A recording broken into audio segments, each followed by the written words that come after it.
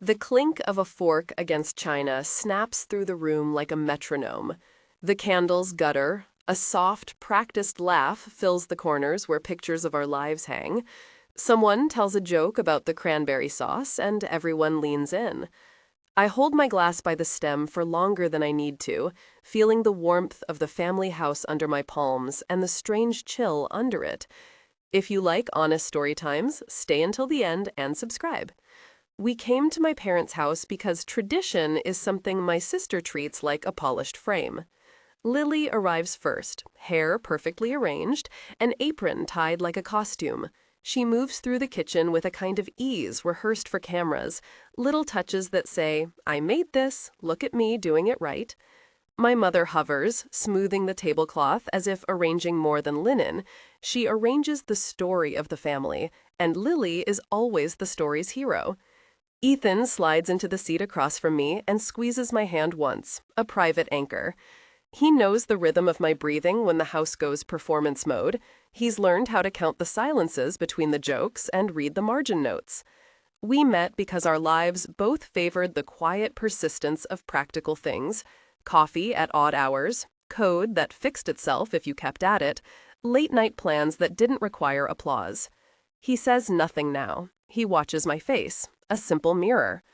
The first time I noticed an invitation wasn't for me was years ago, and I treated it like a misprint, an errant postcard in the wrong mailbox.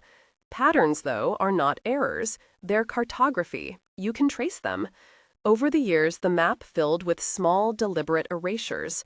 Birthdays that arrived with a phone call and no guest list. Holidays that had 2 chairs set and a third washed in the sink afterward as if it had never existed. When I was a kid, I made room with jokes and extra napkins. As an adult, I learned to bend around the missing places, to fold myself until I fit. After dinner, I will tell the story out loud, how I started saving tracking numbers like talismans. But for now, my hands are steady. My father carves the turkey with the same expression he's used for every accurate, careful thing he's ever done: concentrated, avoiding emotion like a greased surface. He's good at being useful and bad at being present. My mother tells a story about Lily's wedding planning with the kind of laugh that asks for applause. The room leans forward with the old curiosity that has always favored her narratives.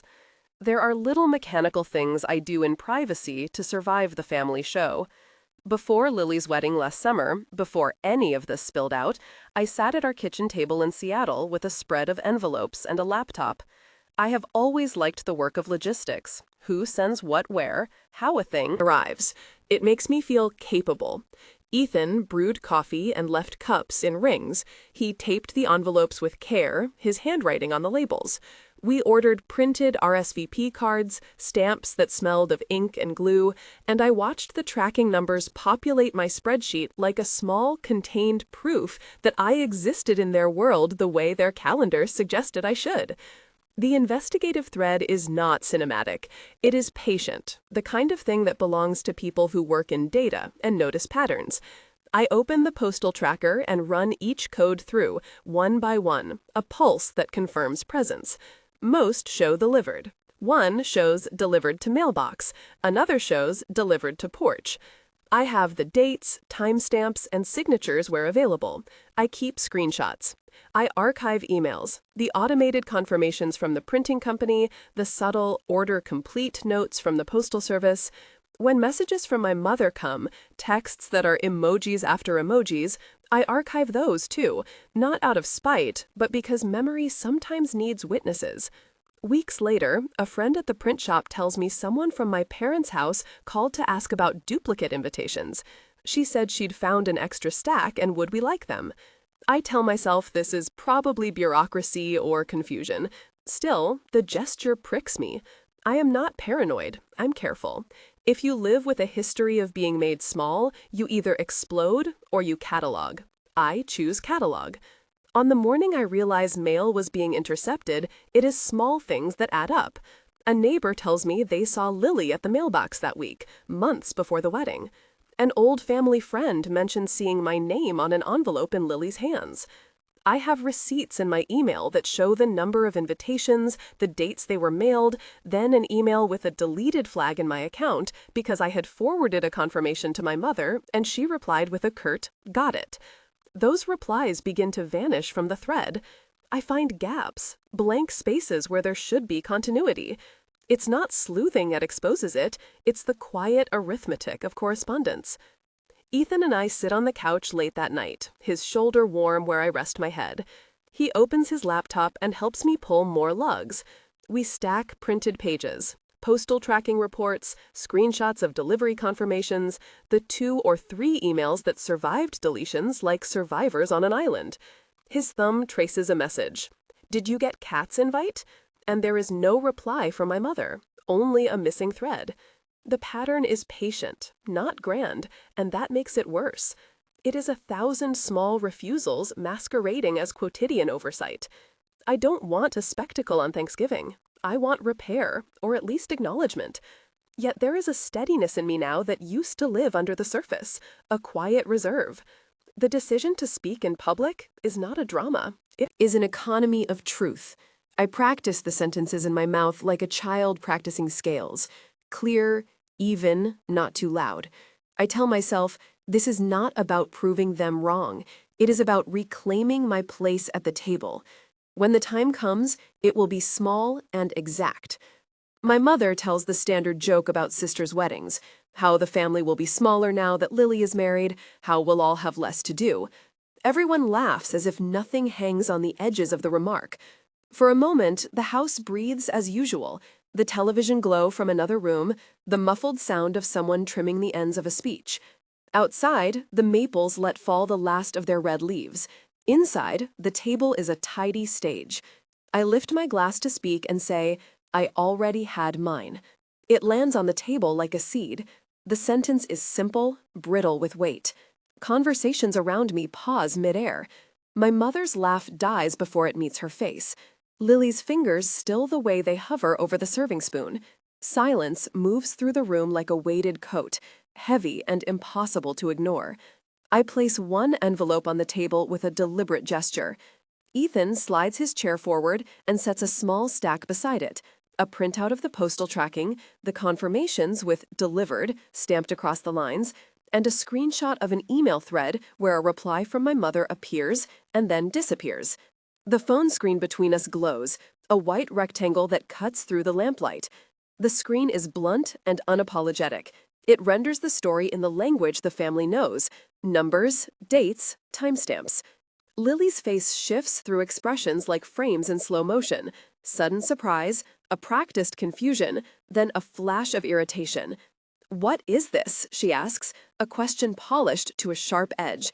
Her voice is measured, like someone pulling the seams of a costume to see if it holds. I do not shout. I do not cry. I read aloud what the document shows. These were mailed, delivered, signed for. My mouth is steady. My hands do not tremble when I hand her the paper with the postal confirmation. They do not tremble when I scroll on my phone to the 2-line reply I copied. My mother's brief, "Got it," and the empty place where the rest of the thread should be. The absence becomes presence when you point to it. My mother's eyes find mine, then slide away. She says, "I don't," and then stops, the sentence dissolving into the air. My father looks up from the plate he was about to refill, as if he's been called from another room. Ryan, across from Lily, freezes as if he has been handed a forgotten cue. The pause in the house is not merely silence, it is a physical thing that presses against the throat. Lily says, "Kat, you're making this weird." Her voice tries to fold me back into the old shape where my discomfort can be dismissed as drama. The room tilts toward her. It always has. I breathe in the scent of rosemary and roasted skin, the house's familiar gestures, the brass of my own pulse. I feel tired of the rehearsed narratives. I feel honest.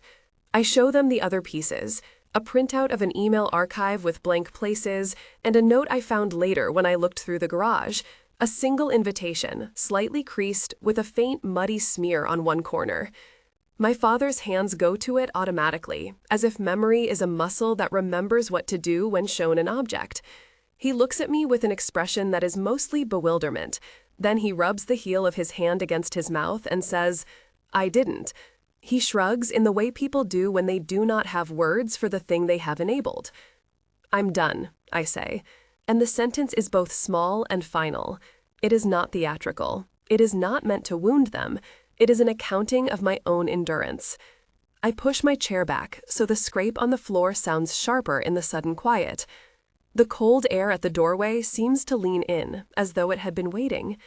When I stand, I feel the weight of what I am leaving, and the lightness of the choice at the same time, the odd combination of gravity and relief that follows choosing yourself. I do not demand apologies. I do not wait for them to coagulate into neat words. I pick up my coat from the back of the chair. The fabric feels like armor, and like a farewell. Ethan is already beside me, his hand on the small of my back, his other arm slung with a bag of dessert. He opens the door, and the outside breathes in, cold and clean and honest. The air hits my face, and the room behind me becomes a frame I am stepping out of. In the car, we drive without music. Ethan's apartment in the city smells like lemon and the vector of our life, familiar, practical, a soft geography of cups and books. He makes coffee and leans a plate toward me, an offering of scrambled eggs and toast. His parents, Helen and Robert, appear like two steady lamps of welcome. They are waiting, not performing. Helen fusses in the kitchen like someone whose love is measured in folded napkins and gentle questions. Robert laughs easily, not the kind of laugh that requires a script. It is the sound of a man who believed in showing up. At their table, I talk less and breathe more. The in-laws ask simple questions. How are you? What do you need? Do you want more coffee? They do not ask me to explain my worth. They do not ask me to shrink. It is not a cure for what happened, but it is a place to land. There is a small grace in the ordinary. Butter melting, toast crisp, a newspaper lift open with a sports page. Their presence is the antidote to the curated performance I left behind. A week later, my father calls. His voice is cautious, like someone testing the fragile floor of a conversation. He says he found something in the garage, a faded invitation, and asks if he can mail it. The gesture is clumsy and late, and addresses consequence with the gentleness of a man who has realized he has been part of a pattern he did not know how to stop. He says sorry in halting sentences that are not the kind of apology to repair everything, but they are the kind that can start something after long denial. My mother does not call. There is no sudden flood of contrition, no dramatic reversal. There are small things instead. An email with a neutral line about holiday logistics, a text that looks almost like normalcy, but is missing the warmth that used to complicate my exchanges with her. Her silence is also a language, and I choose to read it as a boundary I'm no longer cross without invitation. The simple fact of leaving that day does not erase the ache of being erased. It does, however, change the ledger. Being shown, literally shown, with receipts and timestamps, does something to the world. It acknowledges that the erasure existed and names it. Saying "I'm done" is not an abandonment of care, but a reallocation of it. It is moving my time and tenderness toward people who show up unasked. In the weeks that follow, life reknits itself into a different pattern. I host Thanksgiving at our small apartment the next year, not to prove anything, but to practice a new way of being. I set the table with mismatched plates. Helen brings a pie that smells like cinnamon and safety. Lily sends a brief message, then a photo of her own unchanged party through a group text, performative, a little glossy. My mother's text is a line of emoji. Father sends a quiet note about the garage and the posted invitation. It is imperfect. It is something. Sometimes I still feel the sting when an old habit surfaces, the reflex to make smaller jokes, the urge to smooth and mollify. But those reflexes are easier to notice now, and when they arrive, I name them. The work of grown selfhood is recognizing the impulse and deciding what to do with it. I choose rest where I can. I choose people who bring napkins and coffee without measuring my worth. There are things that do not change. The photos on the wall, the way my name is printed on the back of an unused invitation, the way silence can still slide into a room. there are things that do change, quietly, with less fanfare than I expected. I have a small group of friends who call themselves my family when the world needs a name for them. People who care. Ethan pitches in with the details I used to take on alone, and we make a life measured in ordinary commitments. His warmth is not a spectacle, it is habits. He waters my small plant, remembers to record the show I like, leaves the kettle ready. When I tell this story, I do not want to prescribe a single route for everyone who has felt invisible in their family. Not everyone can stand up, and standing up looks different depending on how safe a person can be. What I can say is what I learned. Belonging is less about a bloodline than about who you can rely on when the world narrows.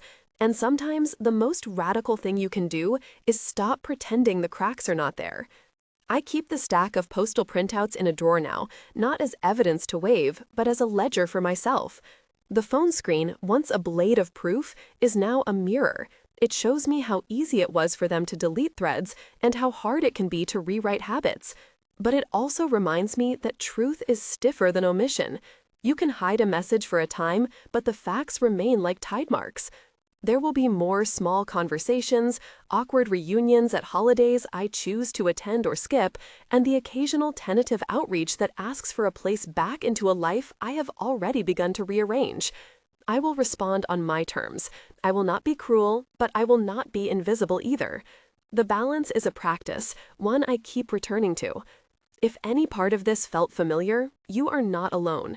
When your presence is hidden by the people meant to cherish you, it is not a reflection of your worth. It is a choice they made, and sometimes the bravest reply is choosing the people who show up. Once, on a rain-thin afternoon, my mother sent a message that read, simply, "Saw the photos." No apology, no careful parsing of what had happened, only the small recognition that the table had been set and that she had noticed it. I looked at the words for a long time, felt the old tug to answer with something that would make things safe again, and instead typed back, "Thanks for noticing." Short, true. I left the rest unsaid. That exchange became a kind of weather report between us. Not reconciliation, not rupture, but an acknowledgement that the skies had shifted. We learned to speak with less rescue in our voices. When she asked about the pie recipe the following year, I gave it. When she wrote about a television program, I sent a comment on a character I liked. We kept our correspondence to small currents, practical things, sometimes neutral, so that we could trade civility for the illusion of intimacy without falling into the old patterns that hollowed me out. Ethan watched these adjustments with a kind patience that taught me more than any advice. One evening, after I deleted an apologetic paragraph I almost sent, he put his hand on mine and said, "You deserve to be in your life, not an edit of it." That sentence had no sermon in it. It was simply a furnishing of a fact I had not thought to name. It made room for ordinary things, not shows I had to watch alone, not dinners I prepared to be invisible at, but laundry and laughter and the slow accrual of trust that comes from being counted on. My father, less skillful with words, began making gestures that looked almost like tenderness. He fixed the porch light without fanfare, left a note about a book he thought I'd like. It was not an undoing of his earlier choices. It was, instead, a rearrangement, small acts that registered as interest without demanding my immediate forgiveness. I accepted them when I could, and returned them when I wished to. The ledger in the drawer became less of an accusation and more of a map. These are where the tides rose and fell. These are where I learned to navigate myself. Friends became more than comfort. They became practice. Helen taught me how to host without waiting for permission. Lily, even as she stayed at a polite distance, began to ask about the plant on my windowsill. Our family, assembled, imperfect, began to show up in ways that made the old absences feel like a previous life. There were still nights when I replayed a phrase my mother had said, trying to divine whether omission was careless or deliberate. There were still days when I felt the ghost of expectation and had to give myself permission to grieve it. Over time, the grief softened into a different feel, an ache that no longer required constant tending, like an old bruise that is still tender but no longer dominates movement. I learned to name when I was stepping into an old habit, when I offered myself as a racer, and to stop. I learned to be comfortable with boundaries, to make them clear by action more than by speech.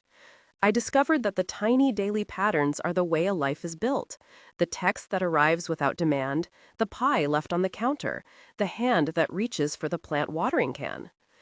If you are reading this and feel the same low burning absence, know this. Repair is not always dramatic. Sometimes it is a recipe shared across imperfect hands. Sometimes it is a short message that does not try to fix everything. Sometimes it is the people who carry you in their small habitual acts. These are not inadequate substitutes for the home you wanted. They are the scaffolding for the home you can make now.